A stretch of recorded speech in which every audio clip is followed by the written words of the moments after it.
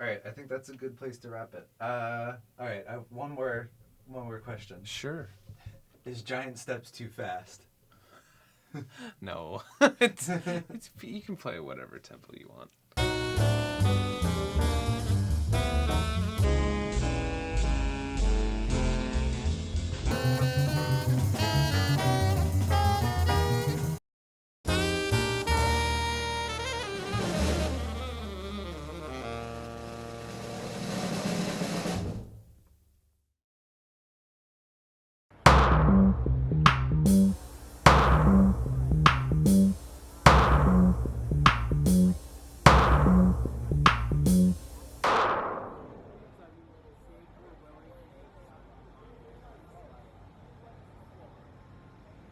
Speed now illuminates reality, whereas light once gave objects of the world their shape.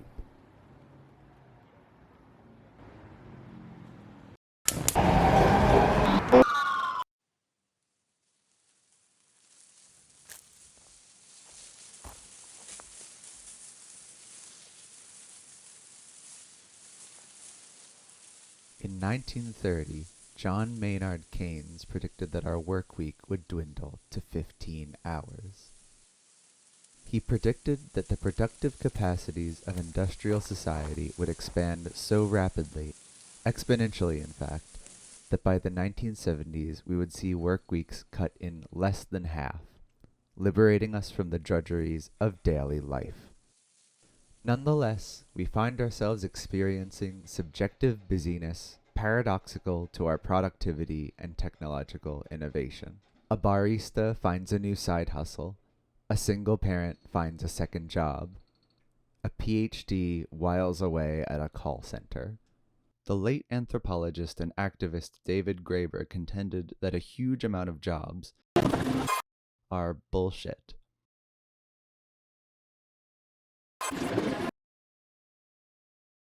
At best, he said, they're meaningless toil, and at worst, spiritually corrosive wasters of life.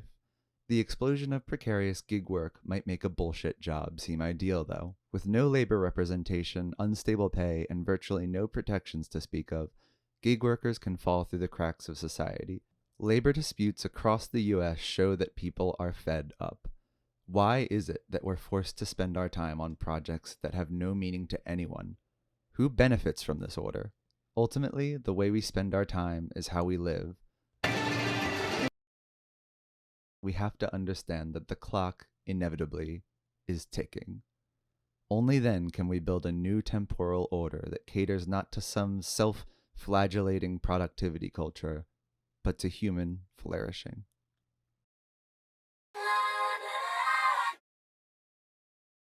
Yeah, go for it. Thank you. It's like I have to. Because I think about, artists in the visual sense, like they decorate a canvas, right? What do musicians have to decorate? It's the air and it's the time.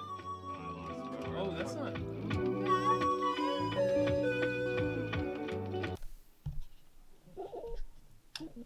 It's not necessarily about how you feel about it because it just has to be done, right? I don't know how I should sit. My name's Alex DePasquale. I suppose I'm a general media content creator. I'm a musician. I produce music. For instance, like involved in 3 musical projects right now outside of work, and I take them all very seriously. But yeah, I always see that one quote where it's like, oh, everybody knows what your 9 to 5 looks like, but what does your 5 to 9 look like?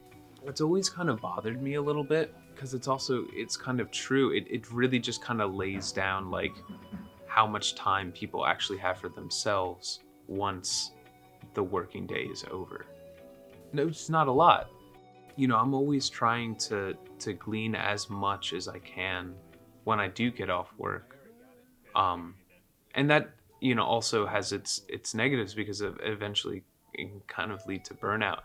It's hard to juggle all those things with having a full-time job, being the primary thing I'm doing. 5 days of the week, right? Sometimes it's more. Sometimes I have to work like 6 or 7 days a week. But how time is experienced when improvising music, it's a rather unique way to experience time. I mean, because it doesn't really feel like it matters anymore. An hour can pass by in what feels like a few minutes. And that's definitely not something that's unique to me. I mean, this is a phenomenon that I think anybody involved in music on some sort of level has experienced. Even just listening to music, right? But no, like if everybody's involved in some sort of like improvisational activity, you're all the masters of the time in that moment, right? Who cares about what the clock says? I already got it. Good. I figured you did. Yeah. That sounded really cool. Yeah, that was neato. Unfortunately, the clock is ticking. The hours are going by. The past increases, the future recedes. Possibilities decreasing, regrets mounting. Can you please introduce yourself and tell me a little bit about yourself? Sure. So I'm Arizona. I'm a UX researcher at Johnson & Johnson. A little bit about myself. I really love working with people to figure out what's important and help them build the right thing. So in UX research, that's called discovery. Arizona asked not to be on camera. Instead, I'll be representing her with things that she loves.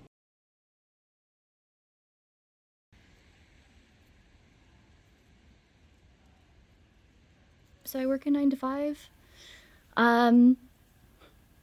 I'll have maybe half my day worth of meetings. And a lot of my meetings will consist of, why are you building this product? Why is it important to do it now? And who is this helping? Oh, they're almost always a waste of time. I think that people should have thought about these questions.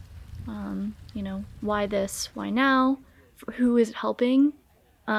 Before you ever start a project. And yet I find that a lot of people are just trying to make things to say they made them. Mm-hmm. And that's not helpful. I feel like a lot of people on my team aren't engaged in deep work. And so they're kind of running around just asking people things and doing that just because they said they did something. I think my work is only meaningful if it has impact. And the impact is mixed results. Some people really get UX and other people do not. And I legitimately believe that people get stressed out about deadlines for things that don't matter. So that's always kind of hard for me to see. It's shocking to me how many people are engaged in office work and how few meaningful things come out of it. Right now, I want to be able to go back to school and learn more about biology. So I'm actually, I got my bachelor's in biology. I also think that it would be important for me to continue studying and continue learning about things that I really love, like biology. So I'd go back for a master's of translational science and really take the time to learn more about the topics I'm interested in, and there's a bunch of them. But like I said, I'm working 9 to 5, and in the past year I've taken 4 days off. So that's my sense of my future, is that I'll go off and learn these things and invest this time into just learning more and experiencing more in my life. I don't know if that's gonna happen, looking at the reality of the past couple of years. I don't get to travel as much as I'd like to. I don't get to work on personal projects as much as I like to. So I'm a little worried about my future. I don't know if I can ever retire, like a lot of people in our generation. I would like to take a break from work, but I don't see the ways to do that.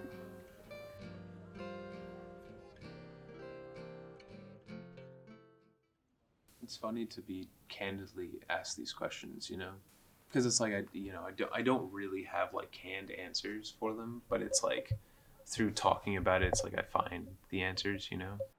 We all know how we would like to live, right? Whether or not it's something that we think about all the time, But when you're not living well. The more you work, the more you save, the more you hustle, grind, strive, the more you are forced to prostrate yourself before the vampire of time is money. The less you sing, the less you dance, the less you love and be loved, the less you eat and drink, the fewer gardens you tend, the less becomes your humanity. You offer up parts of yourself in survival. Here a leg, there an eye, becoming ghosts. How do we craft new horizons, undevoured by capital? And I always think about that Kurt Vonnegut quote, where, if you're in a situation where life is going well and you're having a great time, saying to yourself, if this isn't nice, then what is? I try to remind myself of that because it's such a realistically optimistic way to consider the world. I tend to feel most in tune with the world in a few different environments. I feel like first and foremost is doing an some sort of outside activity like backpacking, where you have your home on your back essentially, and you have all your provisions with you, and it's up to you to sustain yourself at least for a short period of time outside. I do feel very in tune with the world then.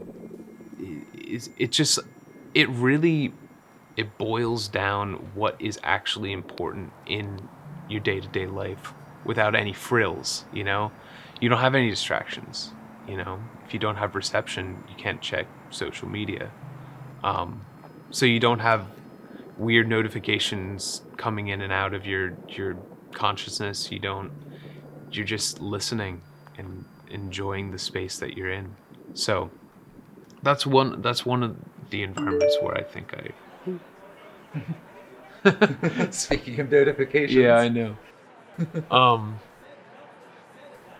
I think also, to answer your question, it's like when I can get into some sort of like flow state, whether it be through, I don't know, like playing music with other people, or I even feel like a flow state can be achieved with great conversation with your friends or individuals that you know. When do I feel most in tune with the world?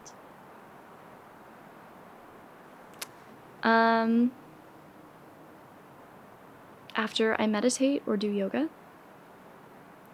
After a really good nap. After I cry a bunch and I feel more at peace with whatever I was working through.